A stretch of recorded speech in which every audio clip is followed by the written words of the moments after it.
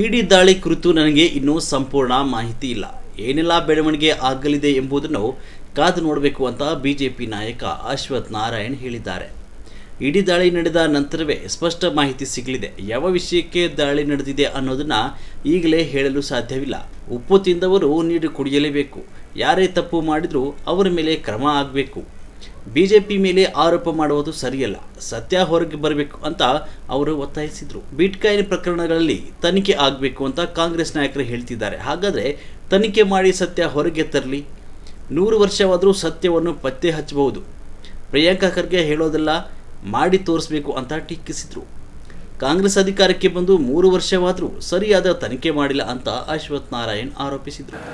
ನೋಡೋಣ, ನನಗೂ ಇದ್ರ ಬಗ್ಗೆ ಹೆಚ್ಚು ಮಾಹಿತಿ ಇಲ್ಲ. ಆದರೆ ಇವತ್ತೇನೇ ರೈಡ್ಗಳು ಆಗ್ತಿರೋವಂಥದ್ದು ಕಾನೂನಾತ್ಮಕವಾಗಿ ಆಗುತ್ತೆ.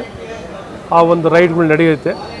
ಕಾದು ನೋಡುವ ಏನು ಯಾವ ಉದ್ದೇಶಕ್ಕಾಗಿ ಈ ರೈಡ್ಗಳಾಗಿರೋವಂಥದ್ದು ಮಾಹಿತಿ ನಮಗೆ ಸಿಗುವಂಥದ್ದಾಗುತ್ತೆ. ಈ ಮುಂಚೆನೇ ಯಾವ ಉದ್ದೇಶಕ್ಕಾಗಿದೆ ಅಂತ ನಾನು ಹೇಳೋಕ್ಕಾಗಲ್ಲ. ಅದನ್ನು ಇಲಾಖೆಯವರು ಹೇಳೋಕ್ಕಾಗುತ್ತೆ.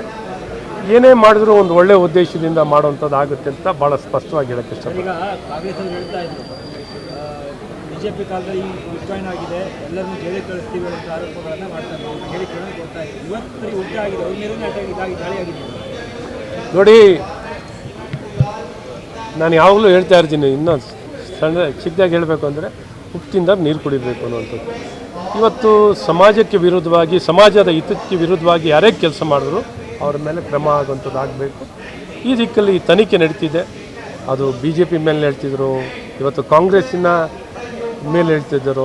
ಈ ತನಿಖೆ ಆದಾಗಲೇ ಒಟ್ಟಾರೆ ಸತ್ಯ ಹೊರಗೆ ಬರಬೇಕು. ಸತ್ಯ ಹೊರಗೆ ಬಂದು ತಪ್ಪಿಸ್ತರ ಮೇಲೆ ಕ್ರಮ ಆಗೋಂಥದ್ದಾಗಬೇಕು. ತಪ್ಪಿಸ್ತರ ಮೇಲೆ ಕ್ರಮ ಆಗಬೇಕು.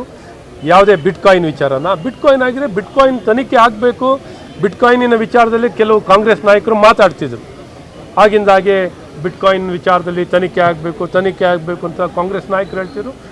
ಆಗಲಿ, ತನಿಖೆ ಆಗಿ ಸಂಪೂರ್ಣವಾಗಿ ಇದು ಹೊರಗೆ ಬರಬೇಕು. ಬಂದು ಎಲ್ಲರಿಗೂ ಸತ್ಯತೆ ಗೊತ್ತಾಗುವಂಥದ್ದು ಆಗಬೇಕು ಅನ್ನೋಂಥದ್ದು ನಮ್ಮ ಒತ್ತಾಯನೂ ಕೂಡ.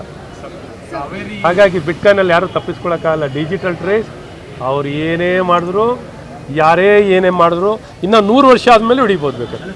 ಸರ್ಕಾರ ಬಂದಾಗ ತನಿಖೆ ನಾವು ಕೈಗೊಳ್ತೀವಿ ಅಂತ ಪ್ರಿಯಾಂಕರ್ಗೆ ಮೊನ್ನೆ ಕೂಡ ಹೇಳ್ತಾ ಇದ್ರು. ಪಾಪ ಏನು ತನಿಖೆ ಮಾಡ್ತಾರಮ್ಮ, ಹೇಳಿದ್ರು ಏನಾರು ಮಾಡಿದಾರ ಮಾಡಲಿ ಅಂತಲೇ ನಾವು ಬಯಸ್ತೀವಿ. ಮಾಡಲಿ, ಹೇಳೋದಲ್ಲ, ಮಾಡಬೇಕು. ಮಾಡಿ ಸತ್ಯ ಹೊರಗೆ ತರುವಂಥ ಕೆಲಸವನ್ನು ಮಾಡಿದ್ರೆ ಭಾಳ ಸಂತೋಷ. ಈಗ ಅಧಿಕಾರಕ್ಕೆ ಬಂದು 3 ವರ್ಷ ಆಗಿದೆ. ಬಿಟ್ಕಾಯಿನ್ ವಿಚಾರದಲ್ಲಿ ಏನು ತನಿಖೆಯನ್ನು ಮಾಡ್ತಿರೋ, ಯಾಕೆ ಮಾಡಿಲ್ಲ ಇದುವರೆಗೂ? ಸೊ ಈ ಸತ್ಯ ಹೊರಗೆ ಬರುವಂಥದ್ದು ಆಗಲಿ ಅಂತ ನಾನು ಎಲ್ಲರ ಪರವಾಗಿ ಅವ್ರಿಗೆ ಸವಿನಯವಾಗಿ ಕೇಳ್ಕೊತೀನಿ.